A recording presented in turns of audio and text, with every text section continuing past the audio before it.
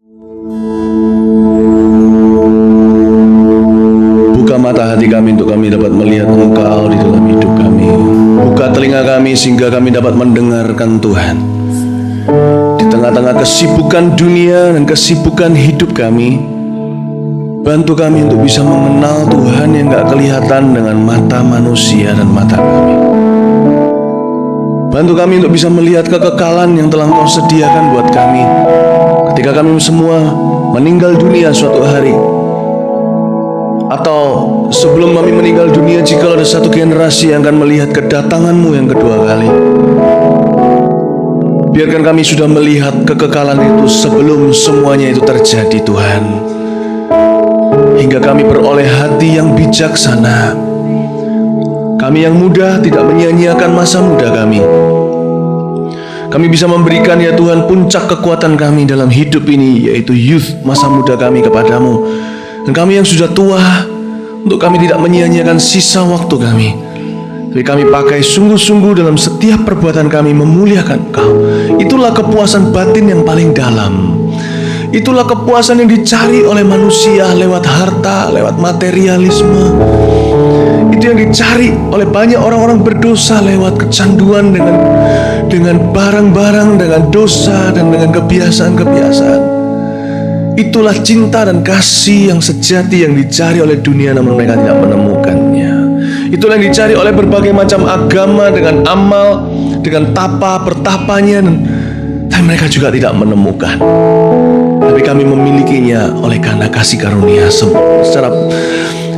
secara cuma-cuma kami menerimanya.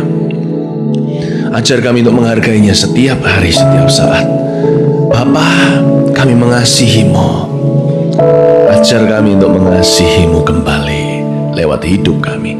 Taruh firman-Mu dalam mulut hamba-Mu sehingga banyak orang bisa mengerti dan takut akan Tuhan dan memuliakan nama Tuhan.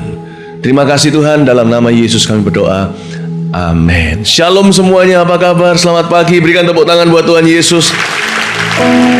Juga kepada teman-teman yang melihatnya, jemaat yang melihatnya lewat live internet, saya ucapkan shalom, selamat pagi atau selamat malam di bagian mana dunia Anda menontonnya, sesuaikan dengan waktunya. Ya puji Tuhan. Tapi segala sesuatu selalu indah pada waktu Tuhan. Apakah ini pagi atau malam di tempat Anda, yang pasti ini adalah waktu Tuhan dan ini adalah waktu yang indah. Amin. Saya ingat lagu itu. Saat ini saat indah, ku memuji dan menyembah hadirat-Mu, ku rasakan saat ku sembah Kau.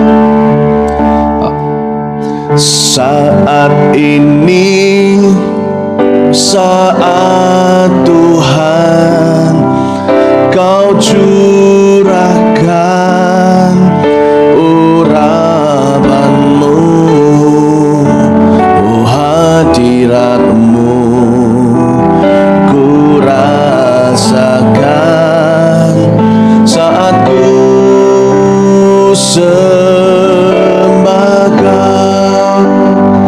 Saat ini adalah saat Tuhan, hadirat-Mu ku rasakan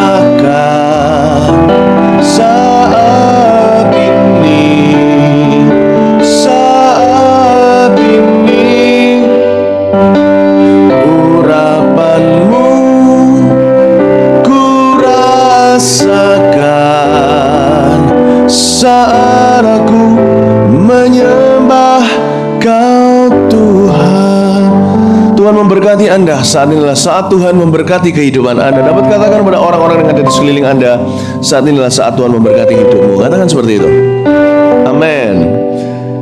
Kita akan lanjutkan pengajaran kita, dan ini masuk kepada minggu yang terakhir. Semoga Anda selama 2 kali minggu sebelumnya sudah diberkati oleh Tuhan.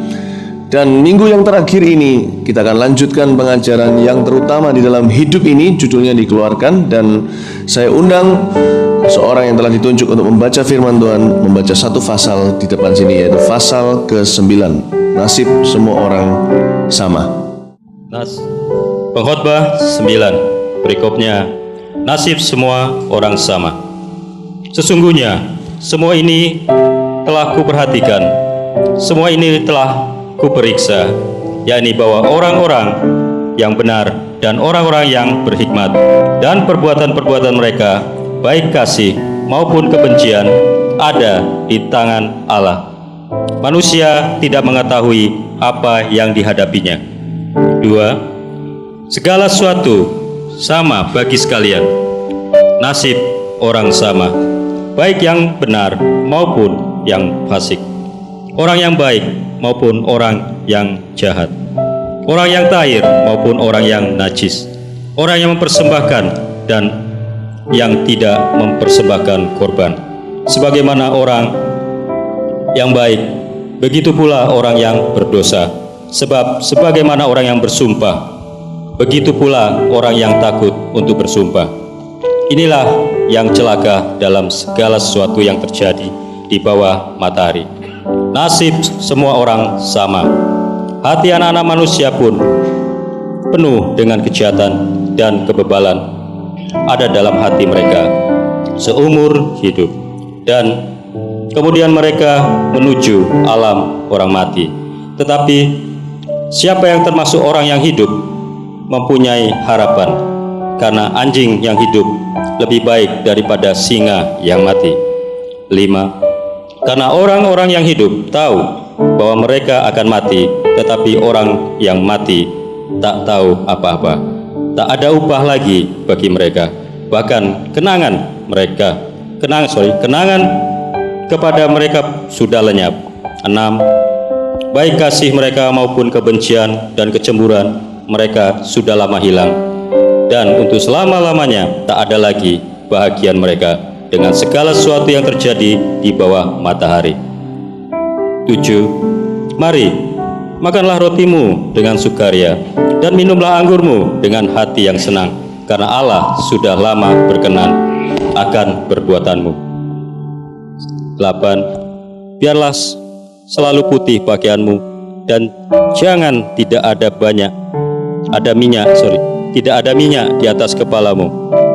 Nikmatilah hidup dengan istri, dan kau kasihilah seumur hidupmu yang sia-sia yang dikurniakan Tuhan kepadamu di bawah matahari, karena itulah bagianmu dalam hidup dan dalam usaha yang engkau lakukan dengan jerih payah di bawah matahari. 10. Segala sesuatu yang dijumpai tanganmu untuk dikerjakan, kerjakanlah itu sekuat tenaga, karena tak ada pekerjaan, pertimbangan, pengetahuan, dan hikmat dalam orang mati.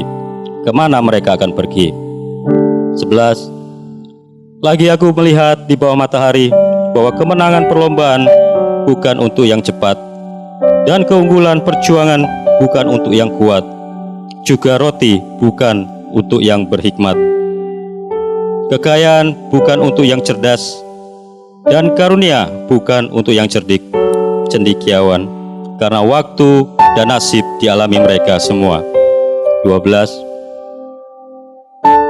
Karena manusia tidak mengetahui waktunya, seperti ikan yang tertangkap dalam jala yang mencelakakan, dan seperti burung yang tertangkap dalam jerat, begitulah anak-anak manusia terjerat pada waktu yang malang, kalau hal itu menimpa mereka secara tiba-tiba. 13. Hal itu juga aku pandang sebagai hikmat di bawah matahari, dan nampaknya besar bagiku. Ada sebuah kota yang kecil, penduduknya tidak seberapa. Seorang raja yang agung menyerang, mengepungnya, dan mendirikan tembok-tembok pengepungan yang besar terhadapnya. 15. Di situ terdapat seorang miskin yang berhikmat. Dengan hikmatnya ia menyelamatkan kota itu, tetapi tak ada orang yang mengingat orang yang miskin itu. 16. Kataku, hikmat lebih baik daripada keperkasaan, tetapi hikmat orang miskin dihina, dan perkataannya tidak didengar orang. 17. Perkataan orang berhikmat yang didengar dengan tenang lebih baik daripada teriakan orang yang berkuasa di antara orang bodoh. 18, hikmat lebih baik daripada alat-alat perang, tetapi satu orang yang keliru dapat merusakkan banyak hal yang baik. Demikian firman Tuhan.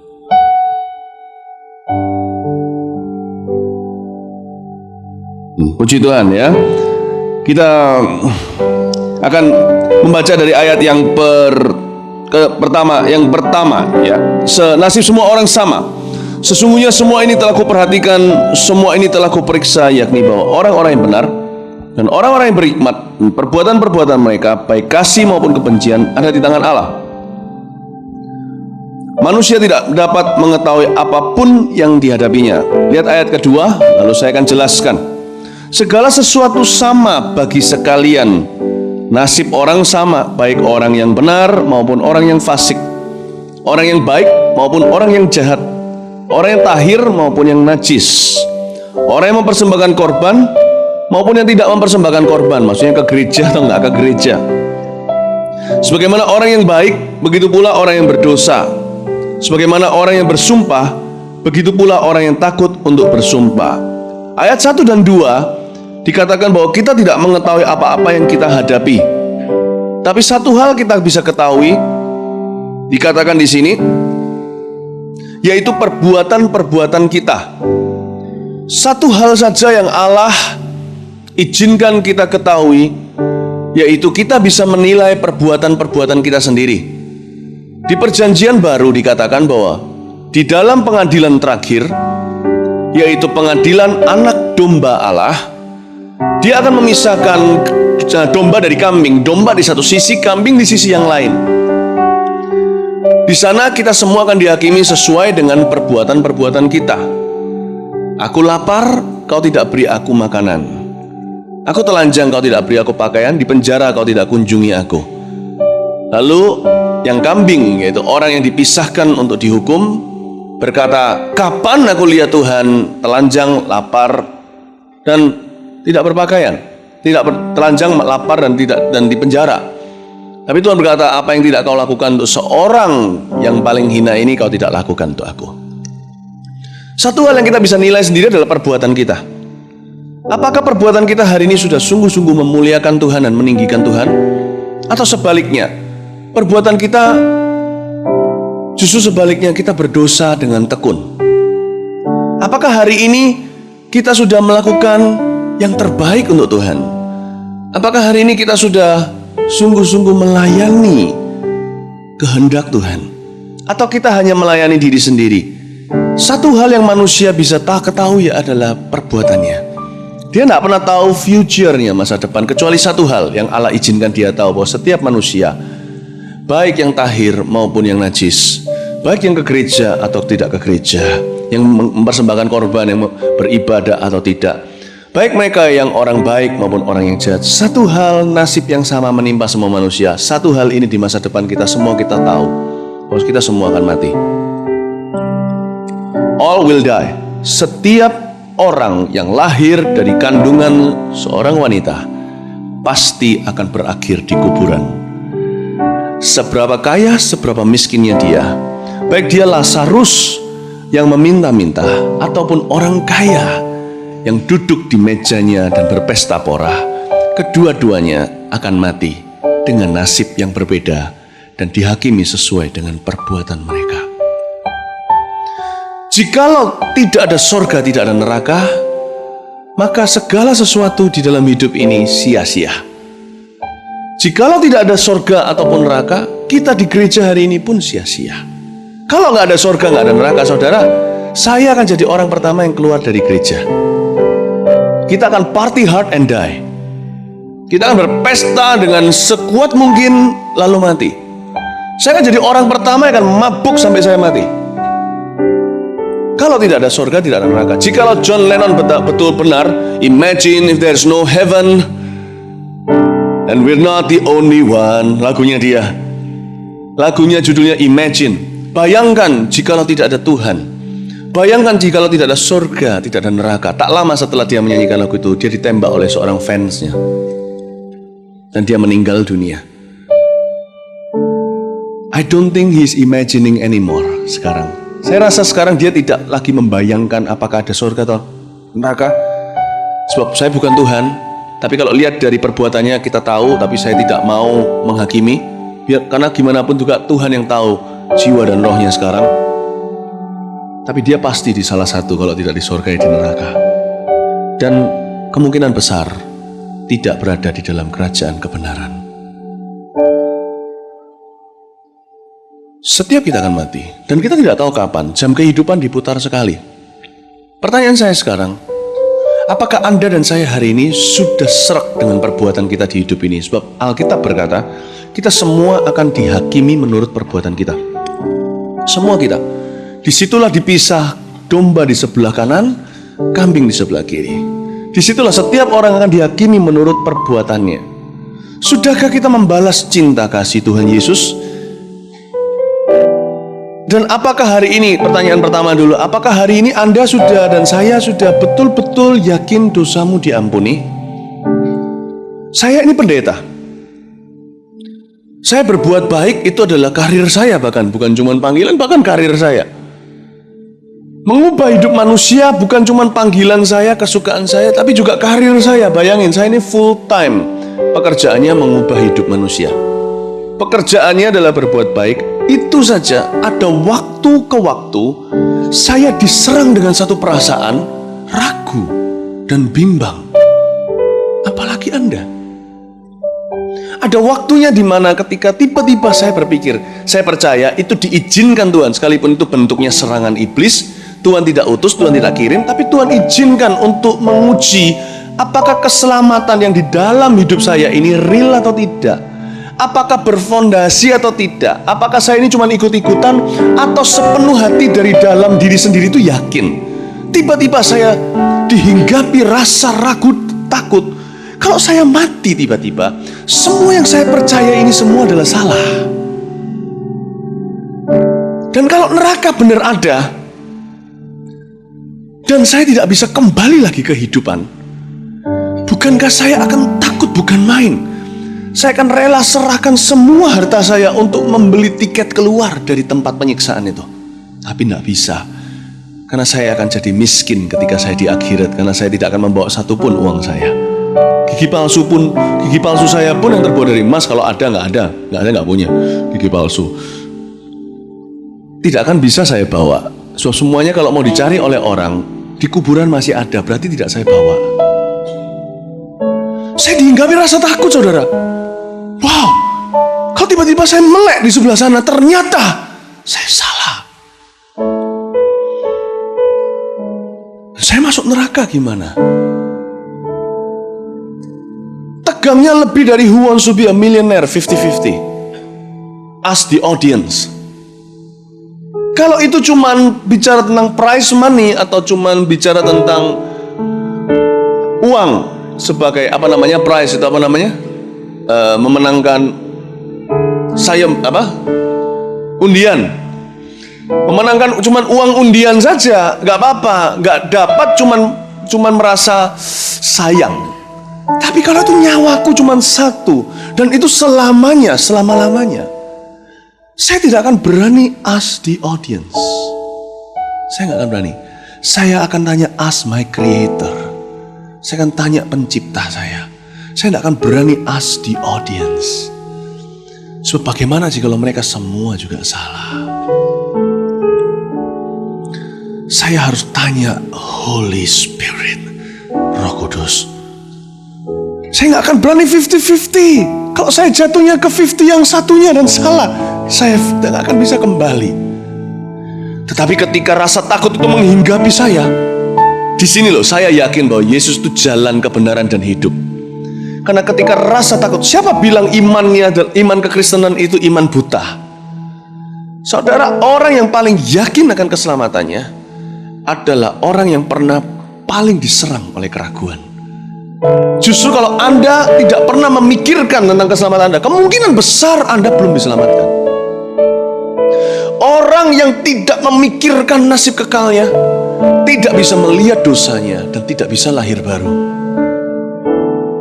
Mereka yang melihat kekristenan cuma sekedar agama, tidak mencari jalan betul-betul bagi kehidupannya, hanyalah orang yang mengulur waktu sampai mati, nanti setelah mati baru mau cari tahu. Orang kalau sungguhan, agama apapun, Kristen, Buddha, Islam, Hindu, ateis sekalipun, kalau mereka sungguh-sungguh mempertanyakan satu pertanyaan emas ini, pertanyaan platinum ini, yang orang jarang mau tanyakan, karena mereka masih terlalu sibuk dengan kesibukan dunia dan hidupnya. Mereka menunggu alarmnya mereka bunyi, tet, dan mati, baru mereka memikirkan, dan itu sudah telat. Pertanyaan platinum itu adalah ini: where do you go when you die?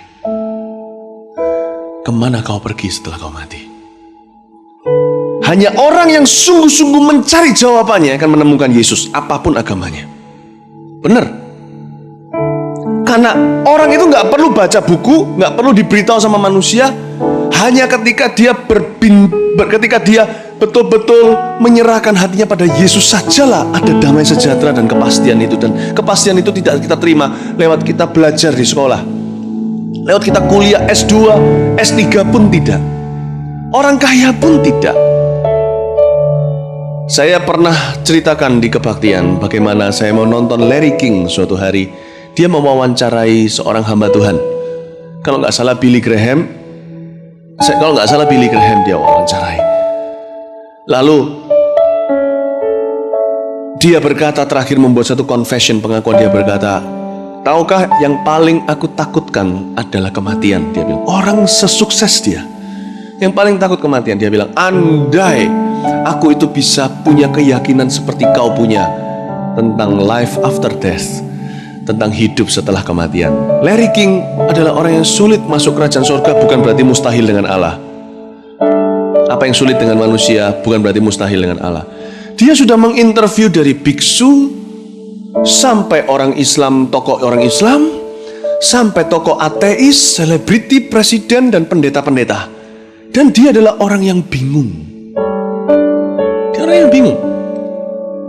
Andai kata Larry King sungguh-sungguh duduk diam suatu hari, hentikan semua aktivitasnya, hari Minggu contohnya, dia sungguh-sungguh mau coba cari jawabannya, dan betul-betul cari Allah yang hidup. Jangan sebut dulu nama Yesus deh, pasti ketemunya Yesus, pasti. Hanya Yesus jalan kebenaran dan hidup itu. Apapun agamanya, semua bersaksi.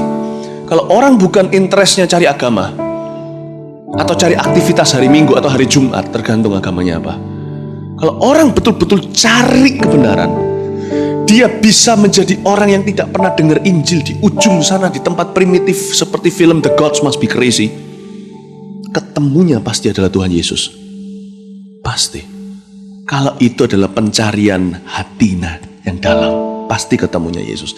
Ketika saya diserang dengan rasa takut dan ragu ini, tiba-tiba saya merasakan, sekalipun pikiran saya kadang-kadang konslet, tapi hati saya tenang. Itu satu hal yang saya tidak bisa pungkiri, bahwa di dalam saya tinggal sesuatu yang asing, yang sebenarnya tidak asing. Tapi sejak saya lahir, saya sudah jatuh dari tangannya Dia, yaitu pencipta saya, penebus saya, Yesus Kristus.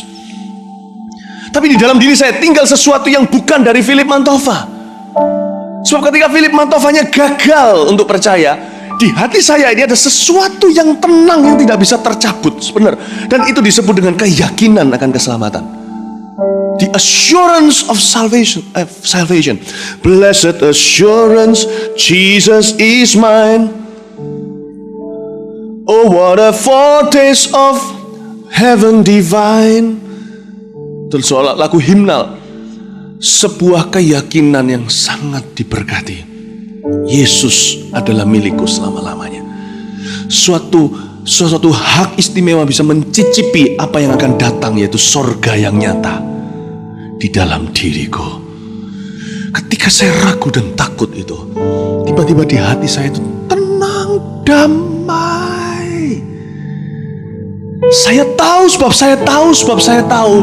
Sekalipun tidak ada orang beritahu, sekalipun saya sendiri sekarang, pikiran saya, logika saya sendiri pun meragukannya, hati saya tahu, karena saya tahu di dalam diri saya ini seolah-olah tinggal satu bagian hidup saya yang tidak bisa diciptakan manusia, yaitu roh saya. Roh di dalam diri ini hidup, bersaksi bersama dengan roh saya bahwa saya adalah anak Tuhan selama-lamanya. Dan itu yakin, seyakin-yakinnya Padahal saya tidak buta. Padahal mata saya sedang melihat dan ragu. Hati saya bisa yakin seyakin-yakinnya. Itu juga lah yang roh saya itulah yang menghalangi saya untuk hari ini bisa tekun dalam dosa, bisa nyaman hidup di luar Tuhan. Itulah roh, itulah yang menarik saya kembali. Kemanakah aku dapat pergi menjauhi roh-Mu Tuhan? Yaitu Roh Kudus di dalam diri saya. Itu nyata loh. Saudara, kekristenan itu bukan positive thinking. Sebab detik waktu saya ragu tuh, semua positive thinking saya hancur. Tapi yang tinggal cuman kesaksian roh, tenang dan aneh. Di saat ragu itulah tiba-tiba mulut saya menyebut Yesus, Yesus. Ku sembah Kau ya Allahku, ku tinggikan nama-Mu selalu. Setiap lutut kan bertelut menyembah Yesus Tuhan Rajaku. Ku sembah Kau ya Allahku, ku tinggikan nama-Mu selalu. Semua lidah kan mengaku Engkaulah Yesus Tuhan Rajaku. Christianity is not a game. Kekristenan bukan sebuah game. Bergereja juga bukan suatu game. Salah kalau kita ke gereja itu lihat orang. Salah total. Kalau kita ke gereja lihat pendeta, salah. Pendeta pun bergumul untuk sampai menemukan keselamatannya. Hanya Yesus yang menyelamatkan. Dan kita menanam mendirikan gereja itu bukan untuk bisnis. Salah, kekristenan itu bukan suatu game. Menggembalakan jemaat bukan sebuah game. Aku skornya lebih tinggi dari kamu. Jemaatku 30.000, jemaatmu 3.000 atau 300. Bukan sebuah game. Itu tanggung jawab, saudara, tahu nggak? Darah jemaat ini tertumpah atas kepala pendetanya. Kalau pendetanya tidak memperingatkan. Demikian pula tentu jemaat Anda sendiri. Anda semua punya jemaat loh. Keluarga dan teman-teman sekeliling Anda itu tertumpah atas kepala Anda. Kalau Anda tidak peringatkan. Salah, kekristenan itu bukan sekedar agama. Saya mau beritahu satu hal. Saya tidak yakin semua orang yang hadir dari atas balkon sampai ujung belakang dari depan ini, kalau sekarang kita mati, Yesus datang, semua ini selamat. Saya tidak yakin. Orang benar aja hampir-hampir tidak diselamatkan, kata Perjanjian Baru. Apalagi orang yang hidupnya seenaknya. Saya yang dianggap salah satu yang paling rohani di ruangan ini pun ada waktunya diserang keraguan begitu besar. Bagaimana nasibnya dengan orang yang sama sekali tidak pernah memikirkannya? Datang ke gereja tidak pernah memikirkan. Saya bukan cuma memikirkan, yang bantu orang lain mikir. Saja mikir. Imanku tidak buta, saudara. Ketika saya berkata Yesus adalah Tuhan, segala pertanyaan di dalam diri saya ini muncul dan memberontak. Tapi semuanya terjawab ketika mulutku mengaku Yesus adalah Tuhan. Seperti hari itu di mana saya diserang keraguan, saya diam dan tiba-tiba mulut saya bisa muncul dengan sadar tentunya, tapi ada suatu dorongan kuat dari hati saya berkata, Yesus, it is well with my soul, it is well with my soul. Jiwaku baik-baik saja di tangan-Mu. Wow, saya sekarang ini yakin seyakin-yakinnya. Saya siap mati setiap saat. Larry King tidak sebahagia saya. Saya siap. Sehingga saya juga siap untuk hidup setiap hari bagi Tuhan. Bagaimana dengan Anda? Saya harus membuat suatu poin di sini bagi Anda jemaat. Jangan-jangan nanti ada orang yang akan mengidap di neraka adalah orang-orang yang pernah mencicipi kebaktian Mawar Syaron. Saya nggak mau disalahkan karena saya tidak peringatkan ya. Saya tidak mau. Pendeta itu harus bicara kebenaran. Dia tidak boleh berkhotbah karena uang. Dia tidak boleh berkhotbah karena popularitas. Di luar sana ada banyak stok-stok yang berbeda-beda. Tapi satu hal yang saya mau jadi adalah saya tidak mau jadi pendeta yang berbicara agendanya. Saya mau bicara kebenaran kepada saudara. Sudahkah Anda yakin kalau sekarang Anda mati, Anda pasti masuk ke surga. Atau Anda mau 50-50 seperti John Lennon? Terserah Anda. Jangan keluar dari kebaktian ini sebelum Anda yakin. Jangan keluar sebelum Anda menerima blessed assurance, keyakinan itu di dalam jiwa Anda. Sebab kalau dosa bisa menyerang pendeta, keraguan dan kebimbangan, ketidakpercayaan bisa menyerang bukan cuma pendeta, mungkin yang terkuat di antara pendeta. Bagaimana dengan yang terlemah, yang tidak pernah membangun dirinya, tidak pernah mengerjakan keselamatannya, tidak pernah membaca firman-Nya, tidak pernah berdoa kepada Tuhan setiap hari, tidak pernah sungguh-sungguh mendekatkan diri kepada Tuhan Yesus setiap hari. Bukannya kita ini selamat karena usaha kita, bukannya kita itu selamat karena kita itu berdoa. Saudara-saudara, sudahkah Anda betul-betul diubah dari dalam? Sudahkah? Jangan keluar dari sini sebelum Anda yakin. Jangan keluar dari sini. Amin, saudara? Oke, praise the Lord. Anda diberkati Tuhan. Kita melihat ayat yang lain sekarang. Kita lihat ayat 5.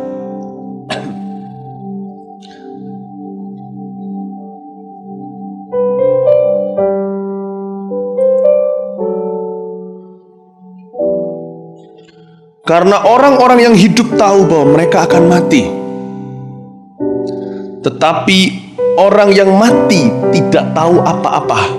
Nah, ini ya, jadi ya, orang yang hidup tahu kalau mereka akan mati. Kita sudah lewati ya, boundary itu ya. Sekarang orang yang mati nggak tahu apa-apa. Tak ada upah lagi bagi mereka. Bahkan kenangan kepada mereka sudah lenyap. Saudara tahu kita ini sangat beruntung hidup di zaman Perjanjian Baru. Mau tahu kenapa? Karena di zaman Perjanjian Lama, orang dituntut untuk hidup takut akan Tuhan tanpa pengertian yang jelas tentang kebangkitan dari orang mati, dari kematian. Perjanjian Lama adalah masa sebelum atau pra kebangkitan Yesus Kristus. Sehingga orang sepangkat Salomo pun, orang serohani Salomo pun, meskipun dia sempat jatuh, tapi orang keturunan Daud pun tidak bisa melihat, hanya bisa melihat samar-samar apa ada nggak ya kebangkitan. Jadi kita yang hidup di Perjanjian Baru, yang merayakan Easter setiap tahun, merayakan hari Paskah setiap tahun, harusnya kita lebih mengerti daripada Salomo. Mereka ini SD dan TK dibandingkan gereja Perjanjian Baru. Bahwa kita tahu bahwa ada kebangkitan. Seharusnya kita lebih kuat dari mereka untuk hidup bagi Tuhan. Seharusnya kita lebih termotivasi. Seharusnya kita lebih dikuatkan. Seharusnya kita lebih punya alasan untuk berkata tidak kepada dosa. Ketika kita ditawari selingkuh, harusnya kita berkata hidup ini sementara. Aku tidak mau melakukan sesuatu yang merugikan masa tuaku, apalagi masa kekalku. Harusnya kita bisa berkata seperti itu kepada iblis yang menawari kita untuk korupsi, katakan, oh enggak, uang itu cuma tidak bisa membeli kebahagiaan. Saya tahu bahwa upahku besar di sorga. Kata upahku besar di sorga, lagu itu apa namanya, tanganku kerja buat Tuhan, mulutku puji namanya, kakiku berjalan cari jiwa, upahku besar di surga. Itu tidak, kalau dinyanyikan di zaman Salomo, semua mereka kan mengira kita gila menyanyikan lagu itu. Apa maksudnya upah itu besar di sorga? Kira-kira 1/2 kerajaan Salomo akan muncul siang hari itu kalau ada yang nyanyi gitu dan tanya, maksudmu apa? Upah itu besar di sorga. Sebab mereka tidak bisa mendapat pengertian jelas tentang kebangkitan orang mati. Mereka kira hidup ya cuma sampai sana. Itu pun mereka dituntut hidup takut akan Tuhan. Betapa hopelessnya. Kalau Anda nanti lihat ya, di akhir kebaktian hari ini, saya akan membahas pasal terakhir. Di pasal terakhir, saya akan jelaskan bahwa Salomo ujungnya itu intisari pengajaran pengkhotbah. Dia berkata, ujungnya cuman ini, takutlah akan Tuhan. Padahal dia nggak tahu apakah ada kebangkitan nggak jelas lah, tahu sih tahu, nggak jelas. Mereka nggak terlalu jelas adanya neraka dan sorga, karena itu di Perjanjian Lama neraka disebut Sheol. Sheol itu cuma artinya tempat menyimpan orang mati. Mereka tidak tahu, tidak pernah melihat. Nggak pernah tahu yang namanya api, kobaran api, lautan api di neraka itu mereka nggak tahu. Betapa lebih termotivasinya harusnya kita ini tahu bahwa penderitaan yang kita alami sekarang ini cuma sementara. Mereka aja bisa takut akan Tuhan tanpa pengertian tentang kebangkitan, hanya karena dikuatkan oleh Roh Kudus. Apalagi kita yang bukan cuma punya Roh Kudus, kita juga dimotivasi tahu dengan pengertian jelas bahwa ada kebangkitan sesudah mati, ada sorga dan neraka, ada upah di sorga. Bukankah seharusnya kita lebih sungguh-sungguh kepada Tuhan? Amin, saudara. Ini adalah pre-resurrection period, sebelum Yesus Kristus dibangkitkan. Lihat ayat 7. Ini sarannya, ya. Ini jalan kembarnya. Sebentar, sorry. Anda kalau baca ayat 7 nanti berikutnya, coba lihat ini jalan kembar. Seperti jalan kembarnya Cempaka, ini jalan Mawar. Oke? Kalau Anda lihat di jalan Mawar, nggak ada gerejanya. Di sini full gereja. Ya kan? Di sini full aktivitas, di sana rumah tangga. Padahal jalan kembar. Yang satu sepi, yang satu rame. Karena penghuninya. Saudara, ayat 7 juga sama. Anda lihat, kita sama-sama menerapkan jalannya kembar. Tapi yang satu sepi harapan, tapi tetap harus jalan dan berhasil menjalaninya. Pada akhirnya Salomo tetap bertobat dan menyerahkan segalanya pada Tuhan. Yang satunya lagi ayat 7, kita harus baca dengan jalan yang ramai. Karena kita bukan sepi pengharapan, kita kaya pengharapan dalam Kristus. Dialah pengharapan dengan kemuliaan, kitab Kolose berkata. Kita tahu ada kebangkitan, kita tahu ada sorga dan neraka, kita tahu ada keadilan terakhir. Kita juga tahu ada upah di sorga. Kita akan jalani dengan sukacita. Salomo menjalaninya dengan putus pengharapan, tapi dia tetap harus menjalaninya dengan sukacita. Betapa beruntungnya kita sekarang ini. Jadi janganlah kita mengingini apa yang Salomo miliki. Salomo harusnya mengingini apa yang kita miliki. Alkitab berkata, kamu itu beruntung. Alkitab berkata, hai beruntunglah engkau, karena raja-raja dan nabi-nabi zaman perjanjian lama ingin melihat yang kau lihat tidak bisa lihat. Karena itu kita jangan mengingini orang-orang dunia miliki. Jangan kita terkecoh dengan advertisement reklamanya iblis. Iblis mereklamakan sukses di TV, red carpet. Kita melihat Brad Pitt, kita melihat Jennifer whatever, siapa nggak tahu. Kita melihat ini, ketika melihat itu, wow, kita melihat Larry King. Jangan inginkan apa yang mereka miliki, sebab Tuhan kita memiliki lebih dari yang mereka miliki. Kita pun bisa memiliki yang mereka miliki, tapi kita belajar juga untuk berserah dan mendapatkannya dari cara Tuhan. Dan Tuhan itu yang tahu takaran iman kita, seberapa besar kita itu sanggup untuk mengelola berkat-Nya. Ada orang yang dibuat Tuhan kaya raya, anak Tuhan, cinta Tuhan. Tapi yang pasti semua kita dibuatnya melimpah dalam segala hal dan perbuatan baik, hingga anak cucu kita tidak meminta-minta roti. Jangan ingini apa yang dimiliki oleh Larry King. Jangan diingini. Karena Larry King menginginkan apa yang kita miliki. Jangan inginkan popularitas. Berapa banyak orang Kristen demi popularitas tinggalkan Tuhan, tinggalkan keluarganya. Berapa banyak orang-orang yang demi meninggalkan Tuhan, meninggal demi popularitas, seperti selebriti contohnya. Mereka kawin campur, lalu mereka berubah. Dari dulu berkata puji Tuhan, berubah sekarang pengakuannya. Why? Kenapa kita mengingini apa yang dunia miliki? Mereka itu mengalami minus, tapi advertisement-nya aja get. Pernah nggak kita makan satu produk dan minum, atau makan atau minum, atau pakai satu produk yang kelihatannya di TV besar sekali, tapi ketika kita beli loh kok kecil. Kelihatan di TV, enak sekali, ketika kita minum kok nggak enak, kok nggak seenak ekspektasi kita. Demikian juga kerajaan neraka bekerja di dunia ini. Dia advertisement kan lewat orang-orang sukses tapi yang amburadul hidupnya. Dia tidak munculkan merokok itu dapat menyerang jantung, itu cuma kecil. Yang dikeluarkan adalah gambar-gambar yang lain. Enjoy saja.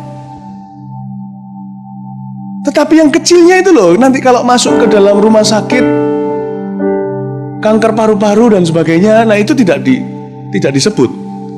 Advertisement kerajaan neraka selalu begitu. Dia tonjolkan sukses supaya kita ingini. Kalau kita mengingini kita sudah gagal untuk bisa mengalahkan. Sudah gagal. Karena itu saudara-saudara, mari ketika kita baca ini sebentar lagi, kita baca dengan satu pengharapan bahwa Tuhan itu, kita tuh punya banyak pengharapan dalam Tuhan, di hidup yang akan datang maupun hidup sekarang, bahwa Tuhan tuh sanggup membuat bahagia anak-anaknya. Amin saudara. Ya, kita baca sekarang ayat 7. Mari, makanlah rotimu dengan sukaria, minumlah anggurmu dengan hati yang senang, karena Allah sudah lama berkenan akan perbuatanmu. Ayat ini berbicara bahwa the future is so uncertain. Masa depan itu begitu tidak pasti. Belajarlah menikmati hidup setiap hari sebagai karunia, sebagai kadonya Tuhan yang baru. Masa depan itu tidak pasti. Satu hal ini yang pasti. Ada satu hal yang pasti di hidup ini adalah masa depan tidak pasti. Karena masa depan tidak pasti, belajarlah untuk menikmati kehidupan kita setiap hari sebagai karunia dari Tuhan. Saya berikan satu contoh. Saya pernah berbicara dengan seorang yang juga keluarga pengusaha yang juga adalah murid saya di dalam Tuhan. Bisa dikatakan secara dunia mereka orang yang sukses. Mereka mau pergi berlibur satu keluarga dengan anak-anaknya. Tapi bedanya di sini. Kadang-kadang beda dengan orang kaya Jakarta dan orang kaya Surabaya. Ini opini, tidak absolut, oke? Jadi ini bukan teori, tapi kadang-kadang terlihat ada sifat-sifat yang berbeda. Orang kaya Jakarta berani sekali spend uang. Berani sekali. Bahkan yang nggak kaya pun berani spend uang. Karena gaya hidup. Gimana pun Jakarta lebih metropol daripada Surabaya. Orang nggak punya rumah nggak apa-apa, asal bajunya mahal-mahal. Mobil lebih penting dari properti. Kira-kira gitu. Bisa mobilnya bagus-bagus, yang paling mahal, tapi rumah masih kontrak. Surabaya lain. Orang kaya Surabaya lebih takut memakai uang untuk dirinya. Sehingga rumah punya, mobil kadang-kadang biasa. Atau mungkin simpanannya banyak, uangnya banyak, tetapi fasilitas biasa. Nggak semua gini ya, ini nggak absolut. Karena itu kalau di Surabaya saya mau ajarkan tentang belajar untuk berani spend uang juga untuk keluargamu. Kalau di Jakarta mungkin saya ajari tentang menabung. Saya ngomong dengan murid saya ini, dia mau pergi. Kalau melihat daripada keadaannya dia adalah orang yang bisa afford, sanggup untuk membayar fasilitas yang baik. Mau pergi satu keluarga, dia tanya nasihat saya. Aku mau pergi ke terbang cukup jauh, mungkin terbang yang membutuhkan belasan jam atau puluhan jam, belasan jam. Lalu ada promo business class. Tapi mereka merasa sayang sekali untuk pergi. Karena mereka berada di satu level yang mereka sanggup untuk membeli itu. Saya dorong mereka untuk memberi. Saya ngomong gini, tahu nggak? Setiap kesempatan, mumpung anak-anak belum menikah, setiap kesempatan untuk bisa pergi, nikmatilah. Masa depan itu uncertain, tidak pasti. Menabunglah tentu, investasilah tentu. Jangan kita jadi orang bodoh karena masa depan tidak pasti, justru menabunglah. Justru invest lah. Jangan seperti ini. Berapapun uang sekarang ku hamburkan, ku habiskan sekarang karena masa depan tidak pasti. Nah kalau masa depannya pasti masih datang, makanannya yang nggak pasti nanti, sekolahnya yang nggak pasti. Itu pun sia-sia kata Salomo. Itu pun orang bodoh. Tetapi Salomo sedang mengkritik orang-orang yang menyiksa dirinya dan orang-orang yang dicintainya. Nggak perlunya seperti itu, menyiksa demi akumulasi harta, demi menumpuk harta. Dia berkata juga ngapain? Sesuaikan. Kalau Anda bisa wise spending, memakai uangmu dengan bijaksana, tentu setiap level beda. Tidak satu lebih berdosa dan lebih rohani dari yang lainnya. Siapa berkata orang miskin lebih rohani daripada orang kaya? Orang kaya yang tidak bisa memiliki hati yang miskin di hadapan Allah, dia orang kaya yang payah. Orang miskin yang tidak pernah memegang harta adalah orang yang belum pernah teruji di hadapan Allah. Jadi jangan pernah kita membela orang kaya, jangan pernah membela orang miskin. Beritakan kebenaran kepada kedua-duanya. Sebanyak orang kaya yang payah juga lahir dari orang miskin yang tiba-tiba kaya mendadak, yang gak ready dengan kekayaan. Sehingga dunia ini seperti perputaran lingkaran setan. Orang miskin merobohkan orang kaya, menumbangkan orang kaya, lalu mereka jadi miskin lagi. Nanti ketika mereka jadi kaya, mereka pun harus ditumbangkan dengan teman-temannya yang miskin. Sebab dunia ini tidak pernah belajar. Yang belajar hanyalah orang yang mengenal firman Tuhan. Selalu dunia ini berlingkar-lingkar, putar-putar kok. Hidupmu itu dulu ada orang yang hidupin. Bukan berarti reinkarnasi. Artinya hidup kita ini sekarang dulu ada orang yang menjalani dan gagal. Kenapa kita gagal juga? Nggak belajar dari kegagalan orang lain lalu kita berakhir sama. Nanti anak cucu kita ngikutin juga jejak kita dan gagal. Dunia ini tidak pernah belajar. Karena itu janganlah biarkan dunia masuk di hatimu, tapi biarkan firman Allah, Roh Kudus yang masuk di hatimu. Lalu saya ngomong dengan dia, saya beritahu, nikmatilah, Anda bisa. Dan itu juga tidak membuat Anda hartanya berkurang bagaimana. Saya dorong orang kaya Surabaya untuk berani pakai uangnya. Saya bilang pakai, nikmati. Bisa istirahat tidur dengan anak-anaknya. So, saya cerita bagaimana saya dan istri saya dan anak saya waktu dulu pergi ke Kanada. Ya kan? Sama-sama seneng banget.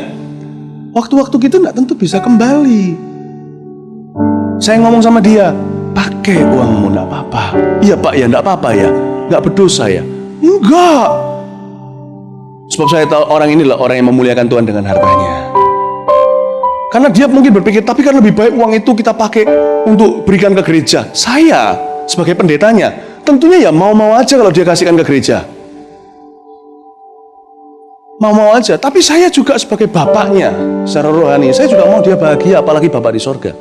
Saya bilang, ada bagiannya kita memberikan untuk pekerjaan Tuhan. Ada bagiannya makanlah bersukaria, minumlah dan terbanglah yang enak. Anda bisa, pakailah. Jangan kita itu pelit dengan keluarga kita, apalagi anak-anak kita. Pakailah setiap momentum. Jangan berkata, nanti kalau sudah tua sekali. Nanti kalau sudah tua sekali lah, kalau tidak sakit. Berapa banyak orang yang sudah banyak hartanya tiba-tiba sakit, tidak bisa traveling kemana-mana. Lalu dia berkata, aduh, tahu gini ngapain uang dipakai untuk obat ya. Tahu gini dulu ku pakai untuk jalan-jalan. Lah iya, dia nggak tahu, sekarang kita yang tahu. Terima kasih. Saya dorong dia. Akhirnya dia nanti dia pergi dengan pakai business class segala. Saya nggak bisa. Saya masih ingat waktu tahun 2000 awal-awal saya dengan istri dan anak saya masih satu. Saya pergi ke Kanada jalan-jalan. Ya saya bisanya pakai ekonomi kelas, ya saya pakai ekonomi kelas. Saya akan enjoy. Tapi saya berani untuk keluarga saya. Saya berani. Asal itu semua masuk dalam perhitungan keuangan yang baik. Amin. Saya tidak akan jual rumah lalu ngontrak demi tamasya. Itu bodoh. Baik Pak, saya akan enjoy. Saya jual semuanya. Besok dari naik mobil, naik Vespa sekarang. Tamasya senang, gaya orang kaya, pulang harus hidup orang miskin. Enggak. Tapi orang Surabaya, beranilah spend time untuk keluargamu. Itu tuh kalau lagi wedding anniversary, coba deh istrinya diajak makan tempat yang romantis. Pumpung istrinya masih bisa jalan, atau lebih sebaliknya, pumpung Anda masih bisa jalan, nanti istri Anda jalan sama orang lain gimana? Senangkan dia. Mahal Pak, walah setahun cuma sekali aja. Jangan terus makannya soto Madura. Sekali-kali tuh, bahwa dia bukan makanannya mahalnya. Sebenarnya terus terang makan mahal, makan murah ya. Kalau enak itu enak. Sungguhan ada orang yang belanin makan di tempat yang harus sambal dan keringatan. Saya mencoba, kadang-kadang mikir, ya saya coba, oh enak. Justru sekarang ini karena anak saya sudah 3, saya mau ngemper itu harus curi-curi sekarang. Saya sama istri saya itu suka ngemper. Kita berada di Majen ngemper di apa kodok itu ya, Suike itu, wah ngemper sana senang saya. Saya sama istri saya. Tapi ya saudara, sekalipun Anda sekarang punya uang pun, nah tentu Anda bisa pergi. Saya sampai hari ini sama istri saya mau pergi ke Eropa ya nggak bisa. Tahun depan kita kepingin ke Eropa. Saya kepingin ulang honeymoon kita. Mestinya tahun ke-10 ini adalah 10 tahun anniversary. Saya ingin menebusnya karena kemarin waktu anniversary tahun ke-10 saya di interview sama TV di Taiwan, saya harus berada di Taiwan. Saya kepingin, tapi nggak bisa. Ke-11 lah, semoga angkanya ganjil, 11, 10 lebih enak sebenarnya. Saya mau ajak ke Paris, terinspirasi dengan film Ratatouille. Saya dan istri saya itu suka makanan Prancis, suka. Tapi makanan Prancis itu mahal. Jadi kalau gitu kita juga kepingin sekali-sekali ke Paris makan Prancis gitu loh. Kayak ke Madura makan soto Madura, ada nggak ya? Nggak ada ya, katanya di Madura malah nggak ada soto Madura. Nggak bisa saudara. Sekarang saya punya uangnya untuk saya pergi. Nggak bisa. Tahun depan, Januari, Februari penuh saya. Maret saya sudah mawar siaran youth. Sekali pergi ke sana masa cuma 3 hari. Jet lagnya 2 hari. Makan sama dia, I love you honey, let's go to sleep. Minimal 10 hari Nona. 10 hari berarti lewat hari Minggu. Bulan Maret tahun depan sampai Maret tahun depannya lagi 2011. Saya harus selalu muncul di Mawar Siaran Youth jam 10 setiap hari Minggu.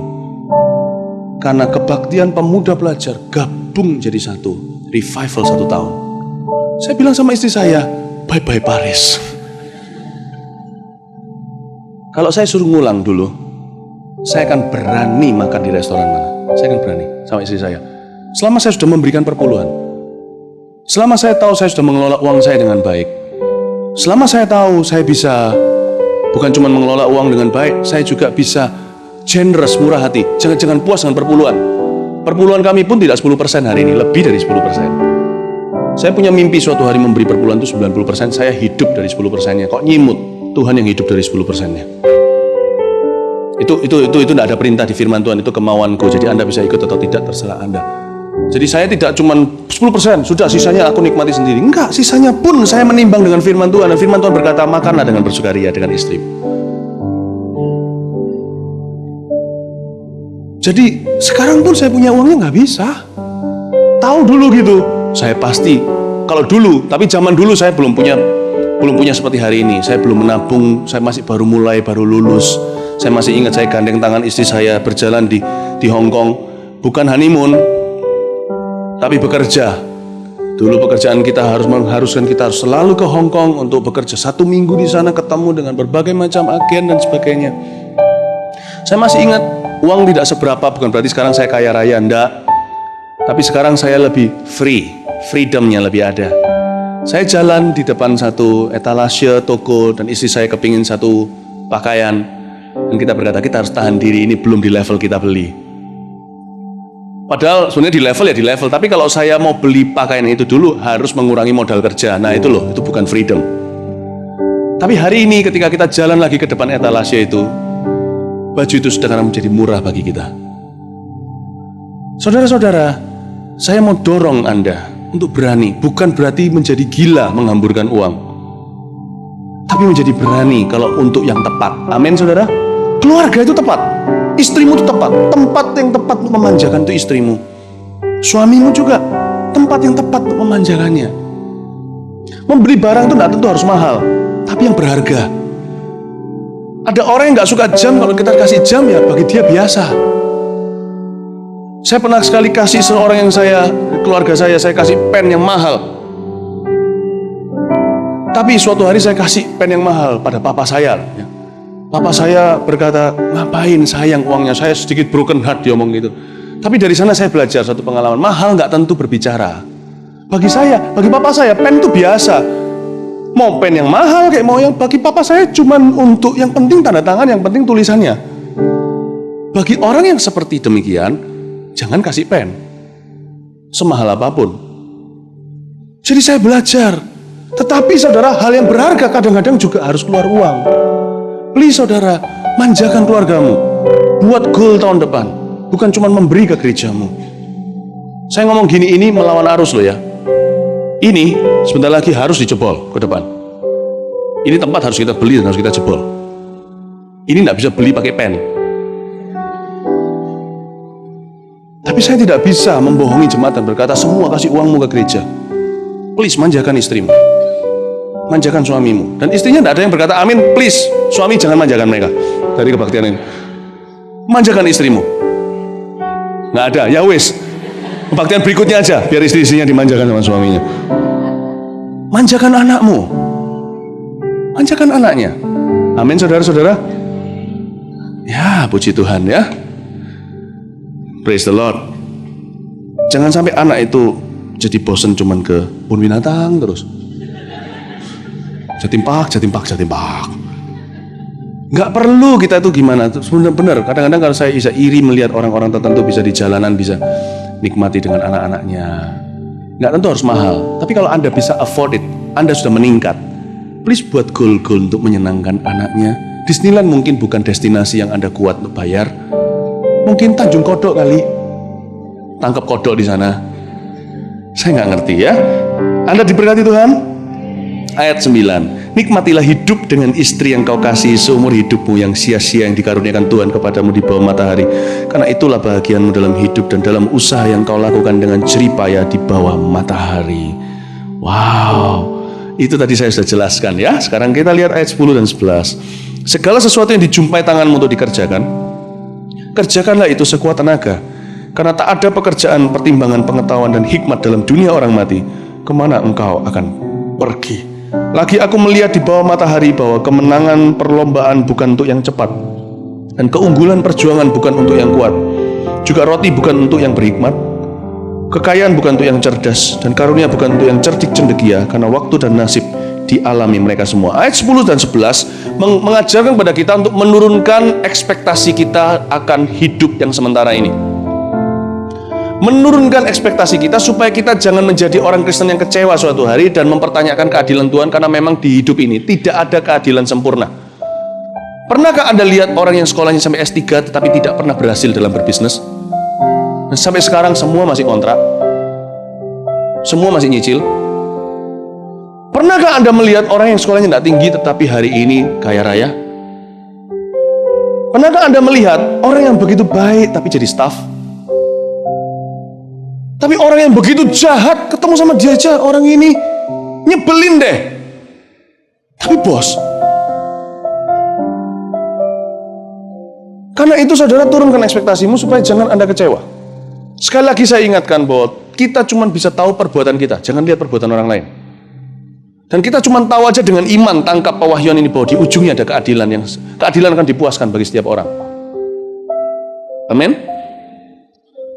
Saudara, jadi kita turunkan, tapi karena kita turunkan ekspektasi kita supaya kita bisa memelihara perspektif yang benar akan hidup ini. Dan mari kita semua bekerja dengan penuh dedikasi dalam hidup kita. Ini maksudnya, bukan berarti kita nggak sekolah. Kalau Anda sekolah S3, dedikasi.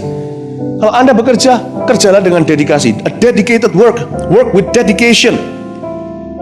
Karena ini motivasinya. Saudara, kalau kita lihat orang, kita akan kecewa. Kalau kita lihat orang, kita akan tertipu. Contohnya, kita melihat orang yang kaya raya, lalu kita berkata, aku mau jadi seperti dia. Tetapi itu sangat menipu, sebab berapa banyak orang yang ingin kaya, tidak jadi kaya raya seperti pikiran mereka. Tapi sebaliknya, ada orang yang sungguh-sungguh bekerja, tetapi ternyata melihat orang yang tidak sungguh-sungguh bekerja lebih berhasil dari dia. Karena itu orang yang selalu lihat kanan kiri tidak akan bisa puas di dalam hatinya. Alkitab mengajarkan bahwa kita keep perspektif yang benar. Kita terus bekerja dengan dedikasi tanpa menghiraukan orang lain. Kalau kita melihat orang lebih berhasil dari kita, bersyukurlah untuk mereka.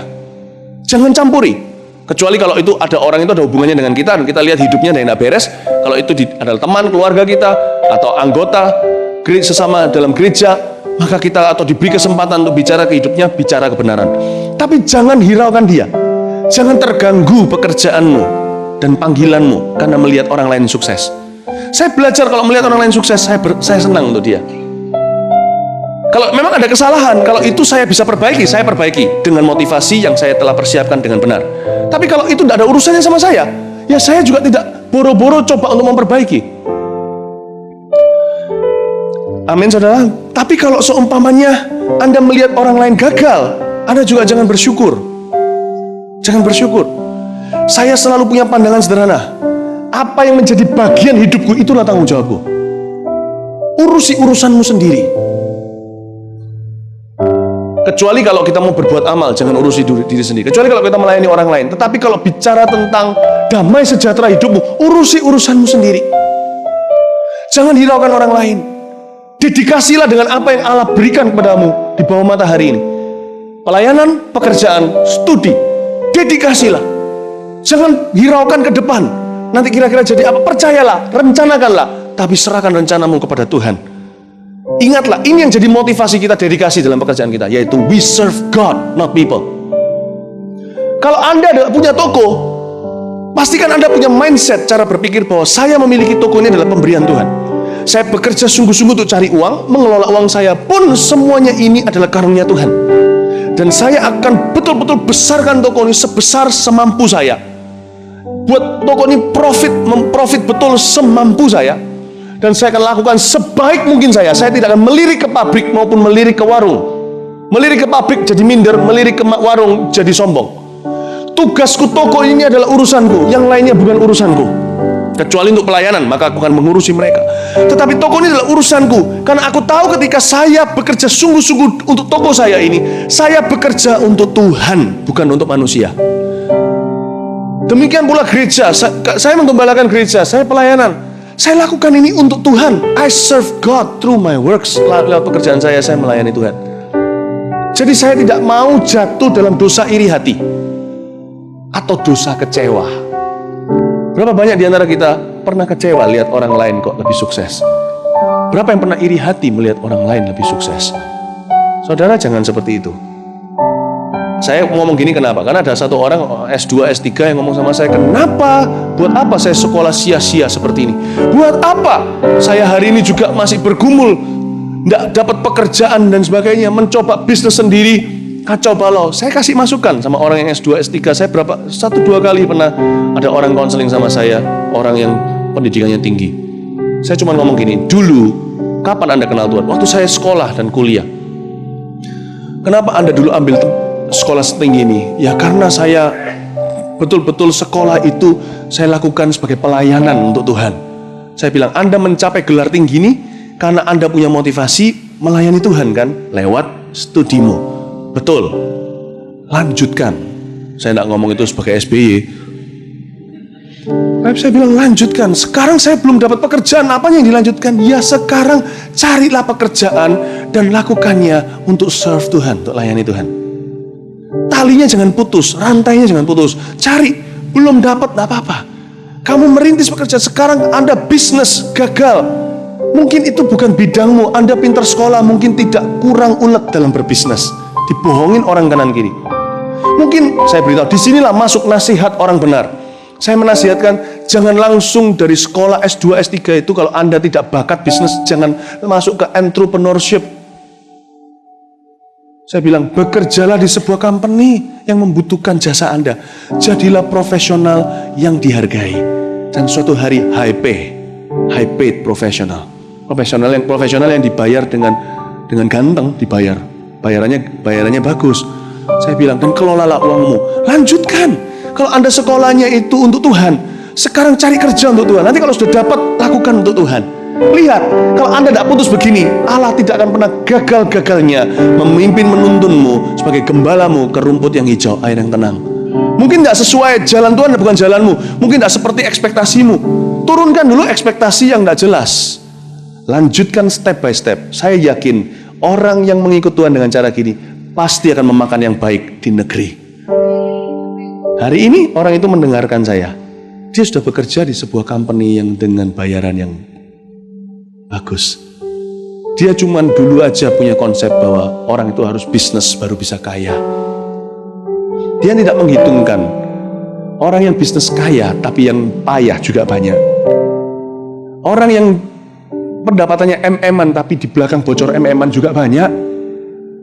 Tanya deh orang-orang yang pernah bisnis yang punya bangkrut, banyak juga. Tidak ada satu jalur lebih baik dari yang lain. Yang baik adalah orang yang tahu bahwa yang terutama dalam hidup ini adalah memuliakan Tuhan. Maka panggilannya dia akan disertai oleh Tuhan. Amin. Anda diberkati Tuhan.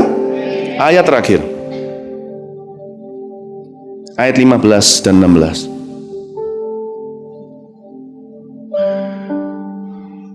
Ya, judulnya hikmat lebih baik daripada kuasa. Ya, ini saya akan pakai ini untuk menutup dari kebaktian ini, menutup seri hikmat. Ya, di situ terdapat seorang miskin yang berhikmat, dengan hikmatnya ia menyelamatkan kota itu. tetapi tak ada orang yang mengingat orang yang miskin itu. Kataku, hikmat lebih baik daripada keperkasaan. Tetapi hikmat orang miskin dihina, dan perkataannya tidak didengar orang. Ayat 15 dan 16 berbicara bahwa pada akhirnya apapun jasa kita, kita semua akan sendiri berdiri di hadapan Tuhan. Saudara-saudara, kalau kita itu betul-betul pintar, kita akan bangun hubungan kita dengan Tuhan sekarang selama masa kita masih sehat dan mampu. Sebab suatu hari all of us, setiap kita akan alone. Saya dan istri saya kemarin tadi malam baru berbicara bahwa kita merencanakan tamasya dengan anak-anak berikutnya, dan saya berencana untuk betul-betul kita perencanakan yang baik. Saya dan istri saya kemarin ngomong begini, kalau anak-anak ini tidak bisa selama-lamanya sama kita, tidak bisa selama-lamanya. Suatu hari mereka juga akan punya urusannya sendiri. Kita tidak bisa selamanya pegang anak kita, tidak bisa. Anak saya Vanessa artinya kupu-kupu, ngomong sama saya sesuatu yang betul-betul mengganggu hati saya. Kemarin waktu kita lagi jalan-jalan, waktu kita lagi pergi kemarin waktu saya pergi makan sama mereka, Vanessa ngomong sama saya seperti ini, Daddy, tahu nggak lagu Butterfly Flies Away? Where do you wanna fly, Vanessa? Dia bilang, artinya gini Daddy, bahwa butterfly itu suatu hari akan fly away dan tidak akan bersama lagi. Anda tahu itu nubuatan atau apa, saya nggak ngerti. Dalam hati saya nggak siap loh ya, lepaskan kamu suatu hari nanti. Saya yakin di altar nanti kalau serahkan dia ke suaminya, pasti tak pegangin terus. Itu saya butuh 5 asyir untuk buka tangan saya. Berbahagialah mantu saya. Ya, saya sadar bahwa apa yang berharga di hidup kita semuanya akan meninggalkan kita karena mereka punya urusan sendiri. Dan di waktu yang bersamaan saya melihat kemarin waktu pertemuan para pastors. Saudara tahu banyak pastors, hamba-hamba Tuhan di Gereja Mawar Sharon ini semua itu hasil dari didikan. Banyak di antara mereka itu adalah anak-anak rohani saya didik mereka dari nol, dari minus. Kemarin waktu datang saya melihat mereka bisa sibuk sekali. Dulu ada beberapa orang yang selalu berada di samping saya, selalu deh. Pak Peter Kaunang dulu pada waktu saya masih pelayan waktu di sini. Sekarang sudah menjadi gembala distriknya Kalimantan, Jawa Barat, Lampung, luar biasa. Dulu selalu barengin saya, bukannya saya minta dibawain tas, bukan. Saya kuat kok masih bisa bawa sendiri, tapi kadang-kadang dia bantu saya carry the mic dan segala. Sekarang dia terlalu sibuk sudah nggak bisa. Pastor Moro selalu barengin saya kemana-mana dulu. Sekarang dia tangani satu Sumatera. Mereka sibuk meeting sendiri.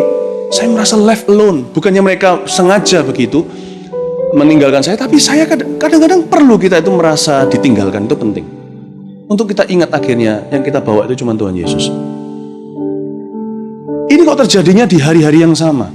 Dimana saya lihat mereka sibuk. Dulu mereka selalu dengan saya, sekarang mereka kerjakan urusannya sendiri. Dan anak-anak saya juga masih kecil sudah bilang tentang fly away. Anda kira dengan saya mengajarkan firman ini besok jemaat terus akan beserta dengan, ini ngomong dari perspektif pribadi ya. Saya rasa suatu hari Anda pun akan tinggalkan saya. Jadi saya memberikan khotbah ini bukan untuk diri saya, untuk diri Anda. Saya bekali Anda. Gak percaya? Suatu hari kalau ada di antara Anda yang sudah tua lalu ICU, Anda tidak akan memikirkan pendeta Anda kan? Anda akan memikirkan diri Anda kan? Malah pendeta Anda suruh datang, suruh tompengi tangan dan doakan kan? Saya siap untuk mendoakan di penguburan Anda. Kok ketawa? Ini jangan tersinggung loh ya. Dan banyak nanti yang saudara tahu nggak? Life is so lonely. Do you know that? But we are not alone. Berbahagialah orang yang punya Yesus Kristus dekat di hatinya. Mana tuh? Teman-teman Anda yang sekarang Anda bisa senang bersama-sama bergaul, suatu hari akan sibuk urusannya. Suatu hari akan meninggal. We will be left alone, but never alone with Jesus. Tidak pernah sama sendiri dengan Tuhan Yesus. Amin, saudara. Orang miskin itu dengan jasanya dia selamatkan kota, akhirnya tidak ada yang ingat. Inilah yang terutama dalam hidup ini. meninggikan nama Yesus. Sebab pujian kita bukan datang dari manusia, pujian kita langsung datang dari pencipta langit dan sorga, langit dan bumi, dunia dan sorga, Yesus Kristus Tuhan. Dan inilah satu-satunya sukacita di bawah matahari, pujian dari Tuhan. Haleluya. Mari kita semua bangkit berdiri, berikan tepuk tangan sekali lagi untuk Tuhan Yesus. Thank you Jesus. Haleluya. Yang terutama di dalam hidup, meninggikan nama